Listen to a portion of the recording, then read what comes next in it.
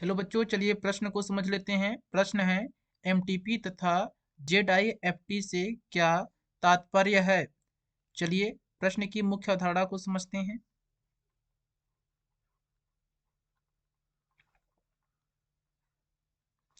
प्रश्न में पूछा गया है एमटीपी तथा जेडआईएफटी क्या है, इनका क्या तात्पर्य होता है। तो सबसे पहले आइए जानते हैं एमटीपी के बारे में। एमटीपी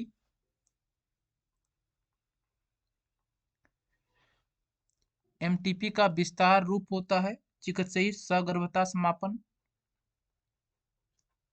चिकित्सकीय सगर्भता समापन।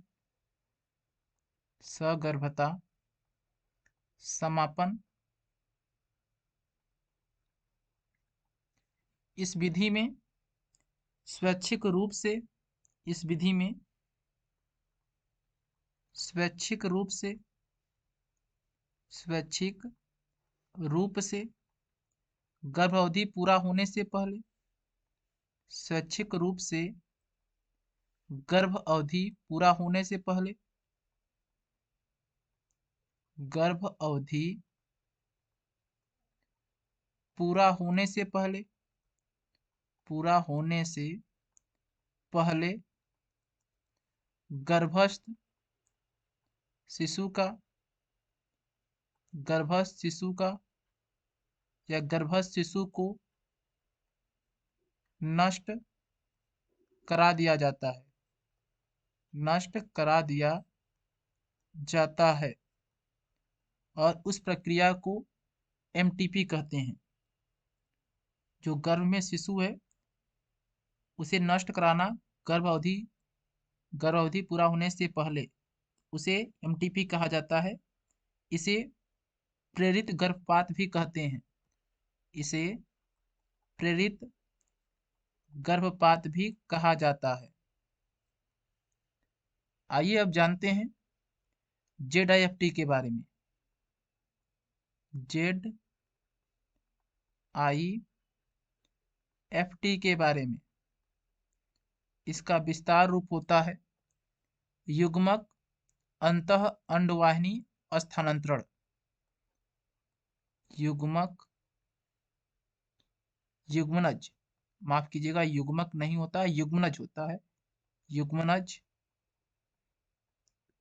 युग्मनज अंतः अंडवाहिनी अंडवाहिनी स्थानांतरण। इस विधि में भ्रूण को 8 कोष की अवस्था पर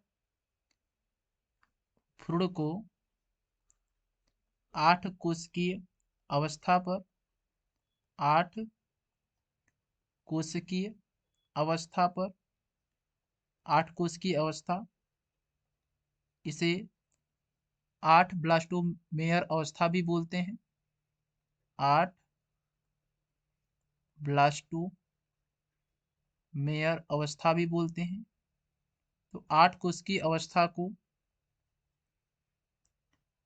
अंडवाहिनी में स्थानांतरित करते हैं।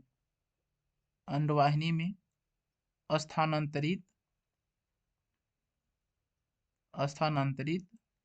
करते हैं। तो इस प्रक्रिया को जेडआईएफटी कहते हैं। कोई भी बंध दंपत्ति होता है, बंध दंपत्ति के शरीर से बाहर निकालते हैं शुक्राणु और अंडाणु, फिर उसे बाहर ही निषेचन कराते हैं। उसके बाद युग्मनज बनता है। युग्मनज में जब विदलन होता है और विदलन के फलस्वरूप जो 8 कोष की अवस्था होती है उसे अंडवाहिनी में स्थानांतरित कर दिया जाता है। तो उस प्रक्रिया को जेडआईएफटी कहते हैं। हम आशा करते हैं यह प्रश्न आपको समझ में आया होगा। धन्यवाद।